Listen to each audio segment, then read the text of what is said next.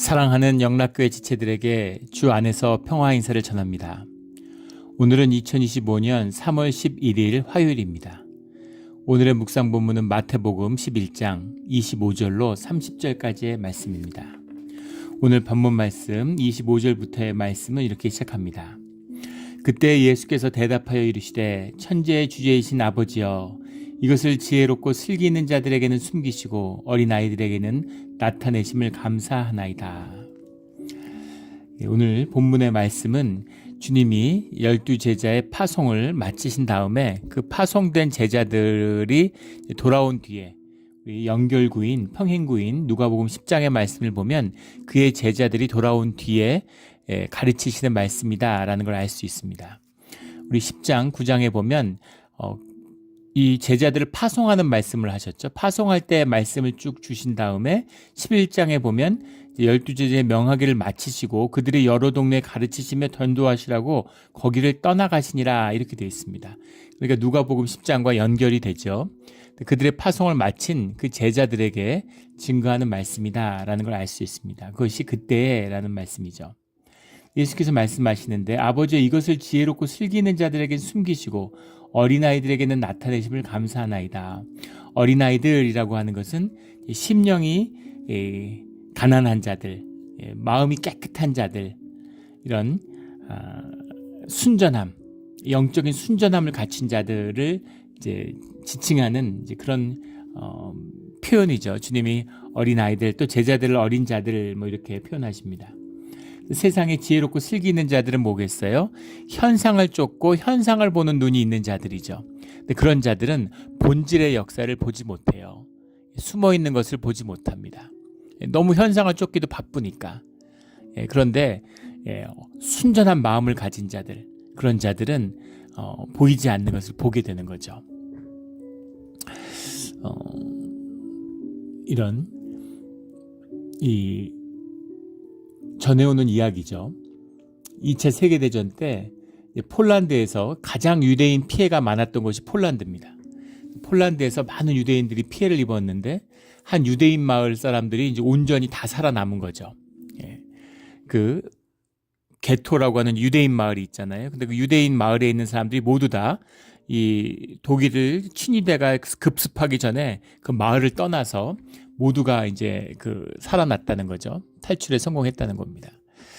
그래서 이제 어떻게 그게 가능했느냐. 근데 그 마을에 이제 유대인 랍비가 있는데 그 유대인 랍비가 그 친위대가 이렇게 공격해 오기 전날 모든 사람들이 짐을 싸고 오늘 떠나야 된다, 이러고 그걸 떠났다는 거예요. 뒤에 어떻게 그걸 알았냐고, 어떻게 그 위협을 감지했느냐, 이렇게 얘기하니까 랍비가 사실은 그 전에 한 사건이 있었는데 그 전전날인 거죠. 그 사람들이 와서 자꾸 이야기를 하는데 빈집이, 그 동네에 빈집이 있는데 그 빈집에서 이상한 소리가 난다고, 귀신 소리가 난다. 그 집에 귀신이 있다. 그래서 귀신 소리를 들었다는 사람들 마을이 자꾸 들리는 거죠. 그 사람들이 거기에 두려움을 느끼고 자꾸 그런 얘기를 하니까 이제 랍비가 그 장로들을 모아가지고 동네 사람들하고 같이 거기를 방문한 겁니다. 근데 그냥 방문한 게 아니라 방문해서 그 동네에 이제 바보들이 있는 거예요. 요즘엔 찾아보기 어려운데 옛날에는 이제 마을마다 이제 바보들이 있었죠. 그러니까 저희 어렸을 때도 그랬어요. 우리 골목길에 한 100m도 안 되는 골목 안에 한 200명 살았던 것 같아, 애들이. 참 봉천동에서 이제 어린 시절에 자랐는데 초중 고등학교를 다 다녔죠. 그 초등학교, 중학교, 고등학교 다 1회 졸업을 했어요. 한참 이 서울의 외곽 변두리가 개발되던 이제 그런 시기죠. 근데 좀 이제 모자라는 친구들이 있었습니다. 근데 같이 진짜 사이좋게 재밌게 잘 놀았어요. 그런 이제 바보들이 마을마다 있는 거죠. 근데 그 바보를 데리고 와라, 이렇게 얘기해서 바보 보고 그 마을에 들어가라는 거예요. 그 귀신 나오는 집에. 그 집에 가서 귀신 소리가 어디서 나는지 네가 좀 보고 와라, 이렇게 얘기하는 거죠. 그리고 밖에서 다 기다리고 있는 겁니다. 그러니까 이제 그 바보가 들어갔다가 나오더니만은 이거는 걱정할 필요가 없다고, 이건 귀신도 아니고 아무것도 아니고 나무에 구멍이 있는데 구루터기에 나는 그 구멍에서 바람이 이렇게 새서 바람 소리가 나는 거라고 이렇게 바보가 얘기를 하더래요. 그 얘기를 듣더니 그 랍비의 얼굴이 하얘지더니 큰 위기가 왔다, 이러고 동네 사람들하고 빨리 가서 집에 가서 짐을 다 챙겨가지고 오늘 중에 짐을 다 챙겨서 오늘 안으로 떠나야 된다.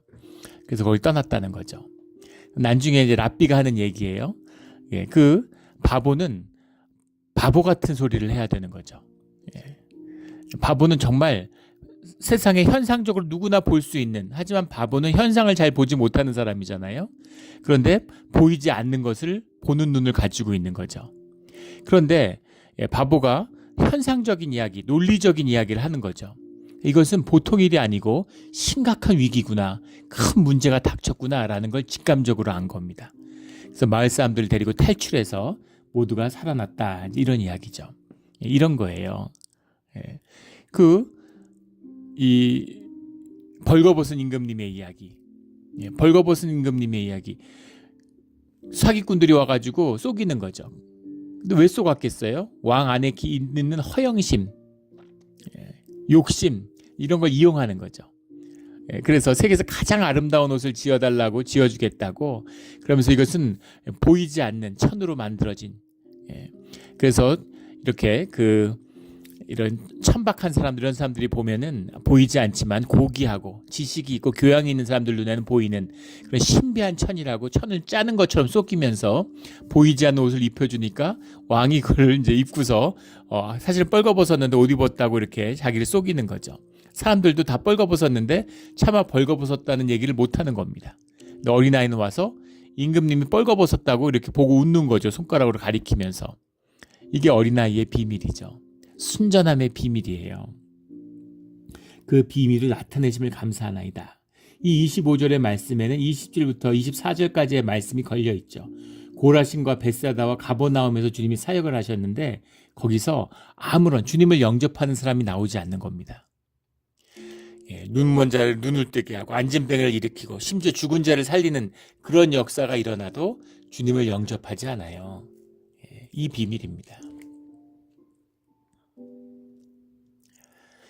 주님의 역사를 능력으로, 현상의 것으로 받아들이는 거죠. 이 사람이 이스라엘의 왕인가? 능력이 있나? 이렇게 받아들이는 겁니다. 보이지 않는 본질의 것을 보지 못하는 거죠.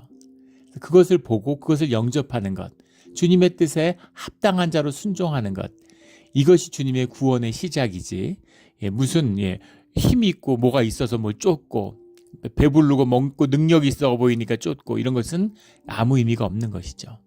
주님이 수만 명이 따라다니다가 주님이 말씀하시잖아요. 너희가 떡을 먹고 배불러서 쫓아오는구나, 이렇게 말씀하시는 거죠. 십자가의 길을 선포하니까 전부 다 사라지고 제자들밖에, 한 100여 명의 제자들밖에 남지 않는 거예요. 이것이 주님이 가시는 길, 본질의 길이죠. 하지만 그것이 진짜 길이고 그것이 구원의 길이다 라는 것을 분명히 말씀하고 계시는 겁니다. 그래서 뭐 능력으로 되는 거 아니고 사람 모은다고 되는 거 아닙니다. 교회가 자꾸만 현상, 종교가의 본질이잖아요. 주님의 임재가 없으니까, 주님과 함께하지 않으니까, 말씀의 인도함이 없으니까 세상 걸 쫓아가요. 돈을 모으려고 그러고 사람 모으려고 그러고 힘을 가지려고 그러고 힘을 자꾸 보여주려고, 사람들이 더 모여들죠. 힘이 있다 그러면 점점 모여듭니다. 그게 무슨 의미가 있나요? 아무것도, 아무 능력도 아무 영향력도 없어요. 오늘날 한국교회, 미국교회를 보면 알 수 있는 일이죠. 그런데 이 주님의 임재를 드러내는 어린아이에게 나타내심을, 마음이 순전한 자들에게 나타내심을, 그런 주님의 복음의 역사를 말씀하고 계시는 거죠. 우리 이런 심령의 순전한 그런 영혼, 주님의 순전함을 가짐으로, 어린아이의 마음을 가짐으로 천국을 영접하는 우리 모두가 되기를 주의 이름으로 축원합니다. 26절에 올소이다, 이렇게 된 것이 아버지의 뜻이니이다. 올소이다 이렇게 해석했는데 나이라는 말이죠. yes, 그렇습니다. 그렇습니다. yes, 그런 거예요. 긍정이죠. 이거 주님이 하셨군요.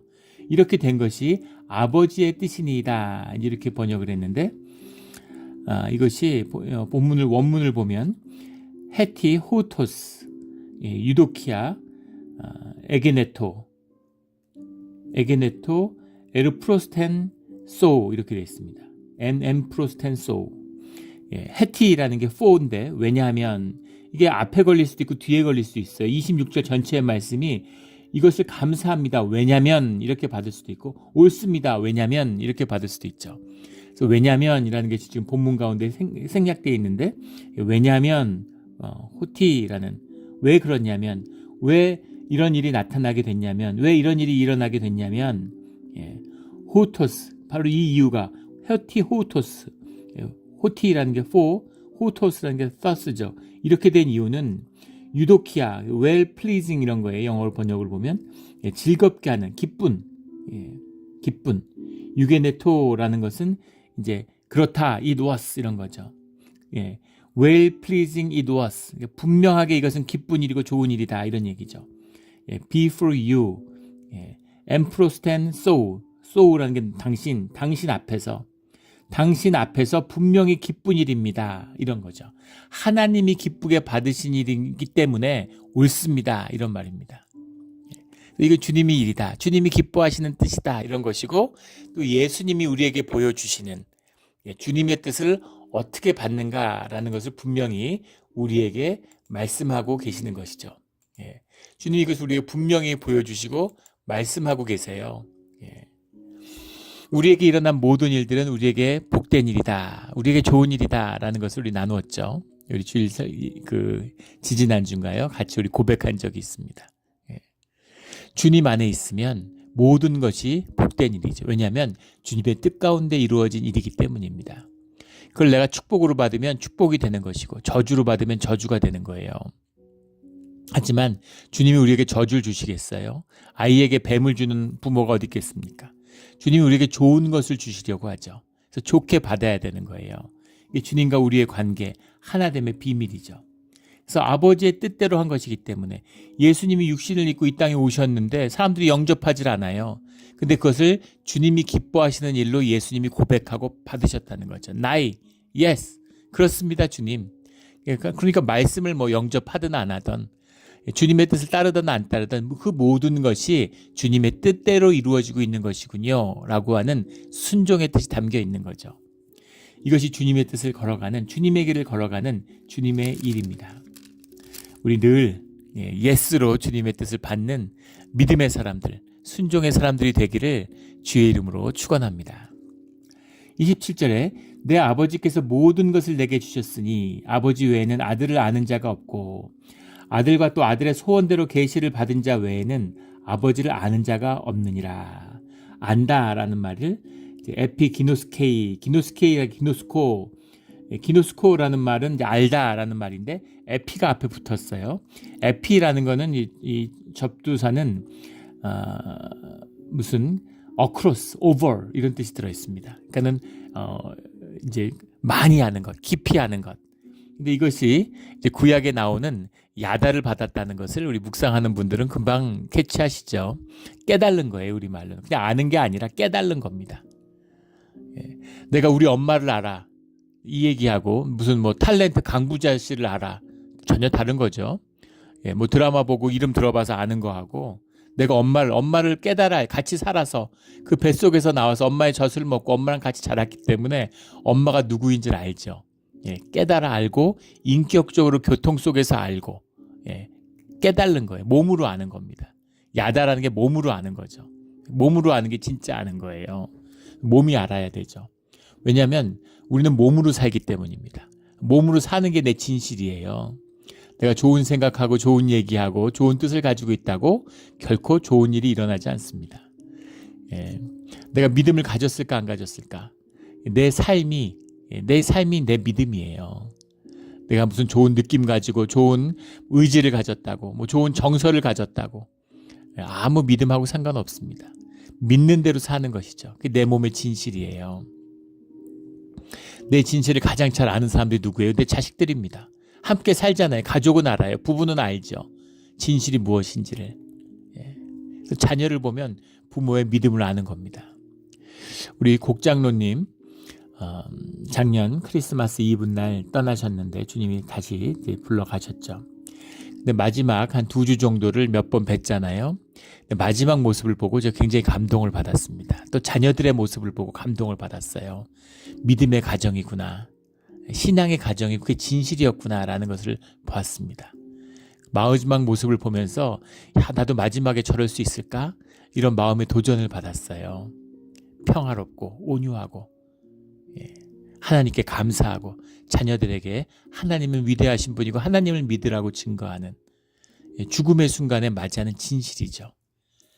그래서 이 자녀들은 축복의 자녀구나. 축복의 유업을 받고 살아가겠구나 라는 그런 믿음이 들었습니다. 걱정이 없는 것이죠. 그게 몸으로 사는 우리의 진실이에요. 막 교회에서 활개치고 뭐 늘 좋은 얘기하고 의로운 얘기한다고 믿음하고 일도 상관없는 것이죠. 몸으로 사는, 이게 아는 것입니다. 야다, 에피기노스케이라고 하는 이 말씀의 뜻이죠. 아는 거예요. 그래서 아버지 외에는 아들을 아는 자가 없고 아버지께서 모든 것을 내게 주셨으니, 그래서 아버지의 섭리와 아버지의 말씀과 이 세상을 구원하는 주님의 섭리와 그 모든 것을 예수님에게 허락하신 거죠. 아버지가 누구냐? 예수님이 보는 자가 아버지를 보는 자고, 예수님을 아는 자가 아버지를 아는 자고, 예수님과 함께하는 자가 하나님과 함께하는 자인 겁니다. 그 비밀을 말씀하시는 거죠. 그것을 계시로 주시는 거예요. 그래서 그 계시를, 하나님의 말씀을 예수 그리스도를 통해 받는 자가 아닌 자는 아버지를 아는 자가 없다. 나는 길이요 진리요 생명이 나를 통하지 않고는 아버지께로 갈 자가 없다. 이 말씀인 거죠. 이것이 주님이 선포하는 그 진리의 말씀이고 계시의 말씀인 겁니다. 이 말씀을 우리 심령으로 받아 몸으로 사는 우리 모두가 되기를 주의 이름으로 축원합니다. 중요한 말씀, 이 계시적인 말씀을 선포하는 것이죠. 28절에 수고하고 무거운 짐진 자들아 다 내게로 오라 내가 너희를 쉬게 하리라. 이 말씀이 처음에 이제 주님 믿고 교회 다닐 때 이 말씀이 그렇게 위로가 됐어요. 왜 그랬을까요? 이 말씀이 이상하게 너무 평화롭고 이 말씀이 그렇게 깊은 위로를 주더라고요. 수고하고 무거운 짐진 자들아 다 내게로 오라 내가 너희를 쉬게 하리라. 주님의 초청이죠. 수고하고 오라는 말은 현재 분사형으로 되어 있습니다. 내가 열심히 사는 거죠. 하루를 25시간이라고 생각하고 죽어라 뛰는 겁니다. 현상은 점점 빨리 변해가죠.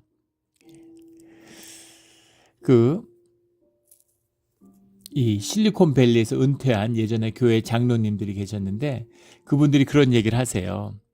60년대 미국은 진짜 천국 같았다고 80년대도까지도 나쁘지 않았다는 거예요. 우리 교회에서도 이제 그런 예전 우리 김기덕 집사님 그런 말씀하시는데 80년대만 해도 호텔 유지하는 메인테넌스 하는 일을 오래 하셨잖아요. 회사를. 거기 직원들이 남편만 일을 해도 좋은 차 타고 다니고 집 사고 잘 살았다는 거죠. 근데 이제는 부부가 일을 해도 80년대 같이 살 수가 없다는 거예요. 근데 그것은 미국의 통계가 증명하고 있죠. 인플레는 끝도 없이 오르는데 그런데 실질 소득은 80년대, 70년대보다도 오히려 낮다는 겁니다. 그러니까 살기가 점점 힘들어지는 거죠. 7, 80년대 미국은 남자 혼자 일하면, 남편이 일하면 가족이 다 잘 살 수 있었어요. 근데 지금은 2000년대에 들어와서는 부부가 일하지 않으면 살 수 없는 그런 세대가 됐다는 겁니다. 점점 살기가 힘들어져요. 점점 사람들이 경쟁하고 사람들이 점점 더 격해지니까 점점 더 바빠지. 누려야 될 게 점점 많고 살아야 될 살 게 너무 많고 버려야 될 게 점점 많고. 애가 대학을 지원하는데 저임금,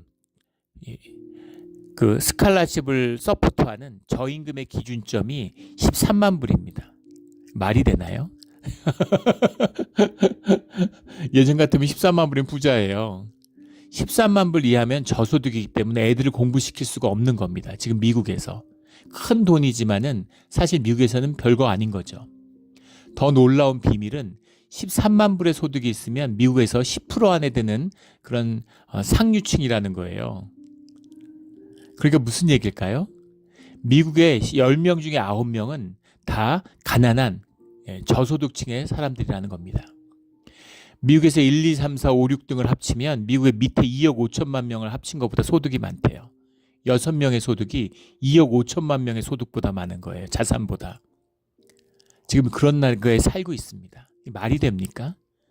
그런데 거기서 더 살겠다고 살아남아야 되니까 죽으면 안 되니까 생존을 위해서 죽어라 뛰는 거죠. 그런데 삶이 힘들고 부대 껴서 열심히 뛰는 것도 있겠지만은 자기가 또 열심히 뛰는 사람들이 있어요. 거기서 능력과 출중한 힘으로. 예. 이반 보스키라는 사람이 있습니다. 갑자기 이제 생각이 나는데, 이반 보스키라는 이름 들어보셨나요? 하도 오래돼서 아마 대부분 기억이 생소하실 텐데, 차이거래 황제다 이래서 뭐 8, 90년대, 80년대 이럴 때 미국을 세계를 떠들썩하게 하던 이제 재벌이죠. 부자죠. 예. 알비트리지라 그러나요? 뭐 차익거래 당연한 얘기죠. 차익거래를 하니까 돈 버는 거 아니겠어요? 예, 그런데 이 저평가된 주식들을 싸게 사서 이제 고평가될 때 판다는 얘기입니다. 예, 지금 당연한 얘기가 됐지만 이제 그런 것의 대명사가 됐던 사람이죠. 러시아 이민자의 아들로 태어나서 아주 굉장히 가난했다고 그래요. 근데 똑똑한 사람인 거죠. 예.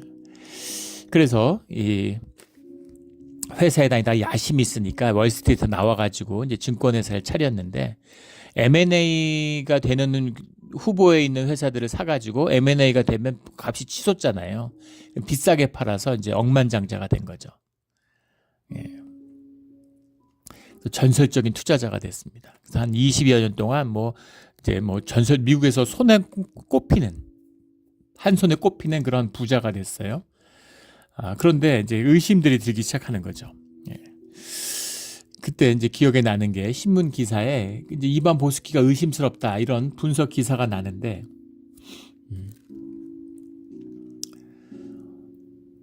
그 80년대 90년대 억만장자도 쏟아졌지만 이제 사기꾼들도 쏟아졌죠. 예. 메이도프라고 하는 미국의 제일 큰 증권사가 폰지 사기를 했다는 사실이 이제 2009년이 돼서야 드러났어. 40년 만에. 그게 가능했던 건 이제 80년대가 되면서 레이건 정부가 들었으면서 이제 신자유주의의 열풍이 불었죠. 그래서 예산들을 삭감하면서 SEC라고 하는 증권감독위원회가 기능이 축소됐습니다. 전문성이 떨어지고. 그러면서 억만장자들이 쏟아졌지만 대부분이 다 탈법과 불법으로 이루어진 거죠. 근데 그런 비슷한 시대가 지금 다시 왔죠. 예. 그래서 부자들은, 억만장자들은 세금 깎아주지, 예, 규제 없애주지, 만세를 부르고 있지만 이제 가난한 사람들은 인플레이션에 고통받는 거죠. 그런 시대가 다시 찾아왔습니다. 그런데 그 이반 보스키가 억만장자가 되는데 어떻게 계속 돈을 20년 동안 쉬지 않고 저렇게 많이 벌 수가 있을까? 어떻게 실패를 안 할까? 그때 기억나는 게 신문 구절에 마치 이반 보스키는 구할 때를 미국 프로야구에서 구할을 치는 타자와 같다. 이런 표현이 인상 깊어요. 3할만 쳐도 10번 나가서 3번만 때려도 사실은 3할이라고 하지만 그 한 타석에 공을 5개까지 투 스트라이크 3볼이잖아요. 그러니까 5개는 보장된 거 아닙니까? 그러니까 사실은 50개를 던져서 3개만 때려내도 강타자인 거예요. 그런데 어떻게 9할을 때리는 게 가능하겠습니까? 100개가 날아오는데 90개를 때려내는 그런 건 있을 수 없죠. 그래서 이건 말도 안 되는 투자다. 어떻게 이렇게 계속 투자해서 돈을 벌 수가 있느냐? 이건 말도 안 된다. 어떻게 실패를 모르느냐? 의심이 번지다가 결국 드러난 게 뭐였냐면 이 사람이 내부자 거래를 한다는 것이었습니다. 예, 근데 이 무슨 중요 회사들 이런 사람들 기사까지 다 매수해가지고 정보를 물어다 준 사람한테 돈으로 보상하고 이런 식으로 끊임없는 그 내부자 정보를 이용하고 사람들 매수하고 회사 내부에 있는 사람들 매수하고 다른 증권사에 있는 사람들 매수하고 그래서 내부자 거래를 통해서 부를 이뤘다는 사실이 드러나서 이제 재산을 몰수당하고 감옥에 가게 되죠. 근데 문제는 뭐냐면 이반 보스키가 억만장자였는데 그런데 하루 아침에 6시부터 일을 시작해가지고 새벽 1시까지 일했다는 거예요. 하루도 쉬지 않고 정말 미친 듯이 일했다는 겁니다.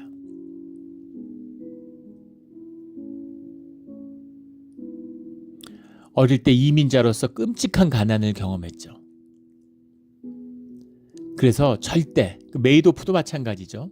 미국의 증권거래소의 회장을 3번이나 역임한 미국에 내놓으라 하는 가장 그런 존경받던 사람이었죠. 근데 어릴 때 아버지가 망하고 집이 차압당하고 끔찍한 그런 고통을 겪었는데 2번 다시 실패하면 안 돼. 인생은 절대 실패함 있을 수 없어. 이런 마음이 사기로 또 성공에 대한 허영심도 있었겠죠. 근데 문제는 그런 사람들이 다 죽어라 열심히 일하는 사람이었다는 겁니다.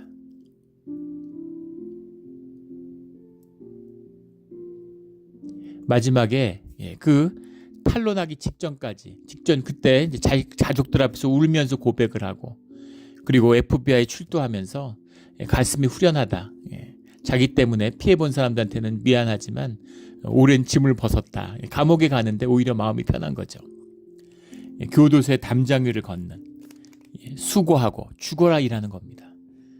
차익 거래했다, 무슨 내부자 거래했다고, 폰지 사기했다고 뭐 희희낙낙 여유롭게 한 게 아니죠. 그런 사기꾼들이 세상에 득실득실한데 그 세계에서도 죽어라 능력이 있어야 되고 죽어라 열심히 뛰어야 되는 겁니다. 이게 수고한 거예요. 죽어라 뛴 거죠. 열심히 뛰는 겁니다. 근데 뒤에 나온 무거운 짐진 자들아 할 때 짐졌다라는 건 수동태예요. 짐이 지워진 거죠. 내가 진 게 아니라, 내가 잘 살고 내 욕심으로 성공하겠다고 뛰는 게 아니라 생존을 위해서 내가 걸머져야 하는 내 짐인 거예요. 그래서 수고하고 무거운 짐진 자들이 세상을 살아가는 모습입니다. 내가 걸머진 짐이 있어요. 내가 걸머지고 싶지 않았지만 걸머진 짐이 있어요. 저희 아버지 80이 넘어서 주님을 영접하고 그런 고백을 하셨습니다. 12살에 집을 떠나가지고 자수성가하셨어요. 7명의 동생을 돌봐야 됐습니다. 벼랑 끝에서, 매일매일이 벼랑 끝에 서 있는 것 같았다고. 한 발만 잘못 디디면 낭떠러지, 삶이 그냥 끝장나는 거죠. 온 가족이 다 파탄나는 겁니다. 너무 사는 게 힘들었다고, 고달프고. 80이 넘어서 그런 말씀을 하시는데 자녀로서 가슴이 아팠습니다. 그 지나고 보니까 다 은혜였던 것을, 주님을 좀 일찍 알았으면, 교회를 좀 일찍 알았으면 얼마나 좋았을까, 이런 한탄하는 말씀을 하시더라고요. 평생 경쟁하고 평생 이겨야 되는, 거의 모든 경쟁에서 다 이기셨습니다. 진 적이 없어요. 승승장구하셨죠. 근데 나중에 그런 고백을 하시는 거예요. 저도 상관없는데 좀 져줄 걸. 저도 아무 상관없고 지나 이기나 아무 차이 없는데, 별 차이도 없는데 왜 그렇게 이기려고 그랬을까? 지면 큰일 나는 줄 알았는데 저도 아무 상관없는 거였는데 지나고 보니까 그런 것이죠. 수고하고 무거운 짐을 지고 있는 것입니다. 이게 주님 없이 세상을 살아가는 우리의 모습이죠. 다 내게 오라, 내가 너희를 쉬게 하리라. 무거운 짐진 자, 그 짐을 내려놓고 살아가는 길, 주님을 만나는 길밖에 없습니다. 이게 십자가의 길이에요.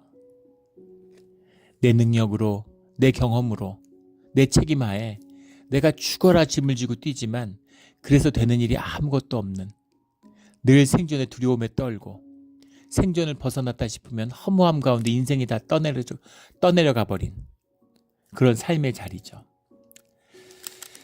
우리의 무거운 짐을, 우리의 수고를 주님께 넘기고 주님 안에서 안식을 만나는 그런 우리의 삶의 진실이 되기를, 실제가 되기를 주의 이름으로 축원합니다. 29절에 나는 마음이 온유하고 겸손하니, 29절 마음에 너희 마음이 쉼을 얻으리니, 마음이란 말이 2개 나오지만 다른 단어죠. 주님이 나는 마음이 할 때 마음이라는 것은 카르디아라는 말입니다. 카르디아라는 말은 심장이란 얘기예요. 심장이란 말은 나의 정체성, 내가 누군지에 대한 깊은 고백이죠. 주님은 누구시냐면 온유하고 겸손한, 이사야 선지자가 선포한 것처럼 겸손한, 세상의 짐을 지고 가는 세상의 어린 양, 겸손한 어린 양인 거죠. 마음이 온유하고 겸손하니, 겸손하다라는 게 타페이노스라는 말인데, 우리 예전에 여러 번 나눈 적이 있습니다. 제자 훈련하고 그럴 때도 이것이 이제 낮게 엎드리는, 땅에 쫙 엎드리는 거예요. 사람들이 오면 이렇게 앞에 이렇게 완전히 무릎 꿇고 이렇게 쫙 손을 뻗어서 엎드리는 그겁니다. 우리 그 가톨릭 사제 서품 받을 때 보면 완전히 땅에 엎드리잖아요. 그게 타페이노스입니다. 완전히 쫙 겸손이죠. 내가 너한테 순종한다라고 하는, 내가 낮아진 땅바닥에 몸을 내리는, 땅바닥으로 낮아지는 겁니다. 주님의 정체성은 뭐니? 온유하고 겸손한, 하나님의 아들이고 이 땅에 오신 여호와 구세주시지만 가장 낮은 자리에 오셨죠. 가장 낮은 자리에, 낮고도 낮은 자리에 주님이 누구이신가라는 것을 보여주고 있는 겁니다. 온유하고 겸손한 분이죠. 세상에서 가장 낮은 자리에 있기 때문에 세상의 아픔과 고통받는 모든 사람들과 그 마음이 하나 되실 수 있는 거죠. 품어주시는 겁니다. 품는 거예요. 낮은 자리를, 고통의 자리를 아픔의 자리를 주님이 사랑으로, 십자가의 사랑으로 품어주시면 그 고통과 아픔이 사그러져 버리는 겁니다. 원수를 사랑하라. 원수가 아무리 미워도 사랑으로 그걸 품어버리면, 그러면 그 원수의 힘이, 그 대적의 힘이 사그러져 버려요. 그게 사랑의 힘이고 생명의 힘입니다. 항상 생명이라는 것이 현실을 직시하고 그 고난과 마주하면 그 고난이 연기처럼 사라져 버립니다. 그게 비밀이죠. 그게 생명의 비밀이고 사랑의 비밀이고 하나됨의 비밀입니다.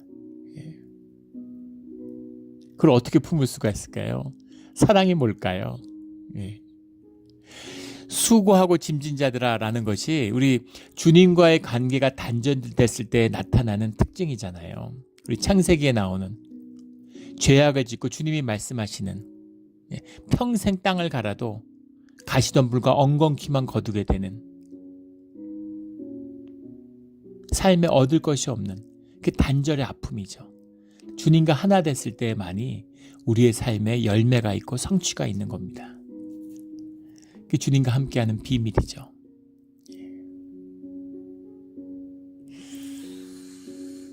이 비밀이 우리의 비밀이 되기를, 진실이 되기를 주의 이름으로 축원합니다. 이거 말로 해서 뭐 하겠어요. 이걸 말씀을 만나고 말씀으로 사는 분들은 뭐 말 안 해도 너무 당연한 거죠. 너무너무 당연한 거라서 뭐 얘기할 것도 없는 것이고, 이걸 이해 못하는 사람은 죽었다 깨나도 이해 못해요. 현상을 사는 사람들, 생존의 사람들은 그냥 이런저런 생각만 하지 이게 뭔지 절대 깨달지 못합니다. 자녀, 우리의 자녀, 살 중에 살이요 뼈 중에 뼈라. 어떻게 뼈 중에 뼈고 살 중에 살, 이게 무슨 말일까요? 나보다, 내가 아닌데 나보다 더 귀해. 나한테 나보다 더 귀한 것이 내가 아닌 것이 있을 수 있어요? 그게 사랑의 비밀이잖아요. 자녀를 보면 알 수 있죠. 내가 아니에요. 나하고 분리돼 있어요. 하지만 나보다 더 귀하죠. 나보다 더 소중하죠. 그 사랑의 비밀입니다. 그래서 품게 되는 거죠. 품으면 가족입니다. 품으면 하나예요. 품으면 이기는 것입니다. 그 말씀을 주고 계시는 거죠. 멍에를 메고 내게 배우라. 그리하면 너희 마음이 쉼을 얻으리니. 뒤에 나오는 마음이라는 것은 푸슈카이스라는 말인데, 푸슈케라는 말이죠. 소울, 우리의 마음, 심령. 우리의 심령이 쉼을 얻는다. 우리의 몸이 쉼을 얻는 게 아니라 심령이 쉼을 얻어요. 쉼을 얻는다는 게 아나파우어라는 말인데, 리프레쉬 이런 말이죠. 리프레쉬, 레스트, 안식을 얻는다. 주님과 이렇게 초점이 맞아가지고 주님과 다시 하나 된다, 이런 얘기입니다. 안식하는 게 뭐 휴가 얻어가지고 쉰다는 얘기가 아니에요. 일을 멈춘다는 얘기가 아니라 주님과 일치된다. 주님의 다시 보종이 돼서 타이어 얼라인먼트 하는 것처럼 딱 그걸 다시 자리 잡아서 주님 안에 있는 그런 평안함을 회복하게 된다라는 거죠. 그래서 안식을 얻게 되는 겁니다. 우리의 마음이 고난 가운데 살아가고 어려움 가운데 살아가지만 마음의 평안함을 얻어요. 심령의 평안함을 얻게 되면 우리의 몸은 회복됩니다. 우리의 몸은 회복되죠. 우리 그 자연과학 실험 같은 거 예전에 다큐멘터리를 보는데, 사람이 참 이 쥐들도 마찬가지죠. 쥐를 갖고 시험하는데 사람들도 잔인한 실험을 하죠. 스트레스가 그 생명체에 끼치는 영향을 시험하는 거예요. 쥐가 있는데 유리벽으로 돼 있어가지고 거기다 고양이를 자꾸 시간대별로 지나가게 하는 겁니다. 그러니까 고양이가 나오면은 쥐가 자지러지죠. 얼마나 무섭겠어요. 근데 유리벽이 돼 있기 때문에 실제는 앞에 가도 아무 위협은 안 되죠. 그리고 고양이가 그냥 슬쩍슬쩍 지나가는 거예요. 지나가게 하는 겁니다. 고양이를 비춰주는 것만으로도 완전히 그때마다 끔찍한 스트레스를 맛보게 되는 거죠. 근데 쥐가 고양이의 빈도수를 보여주고 공포가 점점 가증될수록 이상한 행동을 하죠. 처음에 공격적이 되고 딴 막 그런 걸 공격해요. 막 물어뜯고 싸우고 막 이러다가 나중에 그 심해지면은 자기 팔다리 막 꼬리 같은 거를 물어뜯어서 끊어버리고 막 그럽니다. 이 정신적인 고통이 얼마나 큰 건가 하는 걸 보여주는 거죠. 본능으로 살아가는 쥐도 그래요. 하물며 인간은 어떻겠습니까? 말할 것도 없는 거죠. 억만장자가 돼도, 멀티빌리어너가 돼도 어렸을 때의 그 가난의 고통, 그 상처가 자기의 무의식을 지배하고 있기 때문에 쉴 수가 없는 거죠. 죽어라 일을 하고 쌓아 올리는 겁니다. 이게 심령의 비밀이에요. 예전에 나눈 적이 있었죠. 우리 전에 섬겼던 교회에 장로님이 그 국립의료원의 원장 이런 걸 하셨는데 정신과 의사예요. 근데 크리스찬이 된 간증을 고백하면서 그런 얘기를 하시는 겁니다. 네.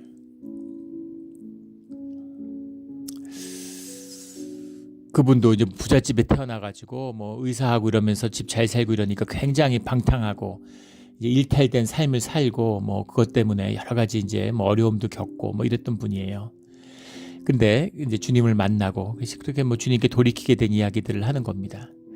그런데 의사로서 정신과 의사를 하는데 이 빨간색만 보면은 공포감을 느끼는 환자가 있다는 거예요. 그 사람은 1년을 계속 뭐 체면도 해보고 면담도 하고 상담하면서 여러 기법을 통해서 결국은 그 무의식 가운데서 뭘 찾아냈냐면 어릴 때 아버지가 어머니를 하고 부부싸움을 하다 엄마를 때렸는데 엄마가 머리를 벽에 부딪히면서 머리가 깨지고 피가 팍 튀는 걸 본 거죠. 그게 어린 시절에 너무 상처가 돼가지고 충격을 받아가지고 그 빨간색만 보면 공포를 느끼는 거예요. 근데 본인이 무의식 가운데 눌렀기 때문에 무의식적으로는 못 느끼는 거죠. 이유를 몰라요. 근데 이유를 모르는데 푸른색, 빨간색만 보면 두렵고 겁이 나는 거죠.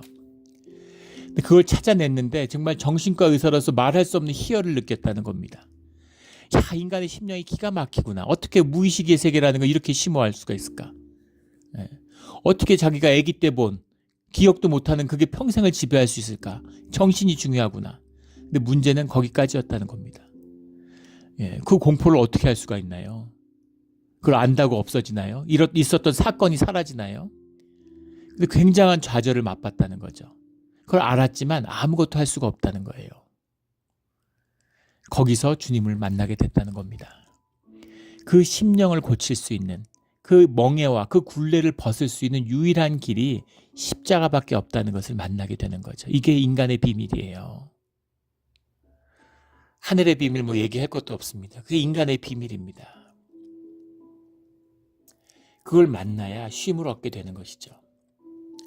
30절에 이는 내 멍에는 쉽고 내 짐은 가벼움이라 하시니라. 멍에라고 하는 것이 이제 주고스라는 말인데 주고스라는 게 요크 이렇게 영어로 번역하는데 묶는다는 뜻입니다. 묶는 거예요. 묶임이죠. 모든 내 삶의 멍에가 한두 가지가 아니잖아요. 수많은 멍에에 묶여 있습니다. 근데 그 멍에를 주님이 벗겨주시고 주님의 멍에를 지라고 그렇게 말씀하시는 겁니다. 내 짐은 가벼움이라. 가벼움이라는 게 엘라프론이란 말인데 이거 진짜 가볍다는 말이에요. 새털처럼 가벼운. 이 켈빈은 남겨놓은 그 설교집에 보면 이 엘라프론을 깃털처럼 새 깃털처럼 가벼운 것이다 이렇게 얘기해요. 좋은 비유죠. 너무 가벼운 거예요. 짐이 없는 게 아닙니다. 하지만 주님과 하나 돼서 주님의 짐을 지는 것이기 때문에 가벼운 거죠.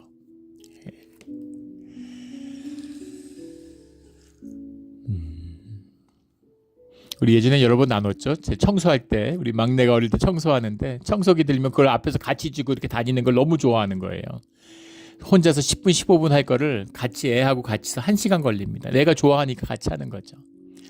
그러다 밤에 엄마가 들어오면은 애가 너무 뿌듯해가지고 엄마한테 내가 오늘 집 청소를 다 했다고 이렇게 얘기하는 거예요. 막 뛰어나가서 현관에 서가지고 내가 청소 다 했다 그러고 좀 양심에 찔리는지 아빠가 나를 도와줬다고 이렇게 얘기하더라고요. 우리가 하는 거랑 똑같죠. 주님 내가 이런 일을 위해 헌신했습니다. 주님 도와주셔서 감사합니다. 이런 거죠. 주님이 하신 거죠. 주님이 우리의 기쁨을 위해서 해주시는 겁니다. 그래서 깃털처럼 가벼워요. 깃털처럼 가벼워요. 우리 주님과 하나 돼서 주님의 길을 걷는 이 기쁨이 멍에를 벗어야 됩니다. 멍에를 벗고 굴레를 벗어야 돼요. 수고를 멈추고 무거운 짐을 내려놔야 됩니다. 그 길은 주님과 함께하는 길, 십자가의 길밖에 없습니다. 그 길에 들었으므로 쉼을 얻는, 마음의 회복을 얻는 우리 모두가 되기를 예수 그리스도 이름으로 축원합니다. 아멘. 기도하겠습니다. 하나님 아버지 감사합니다. 십자가로 인해 감사를 드립니다. 십자가가 우리 삶의 진짜가 되게 하여 주시옵소서. 주님과 함께 하여 주시옵소서. 감사하며 예수 그리스도 이름으로 기도드렸습니다. 아멘.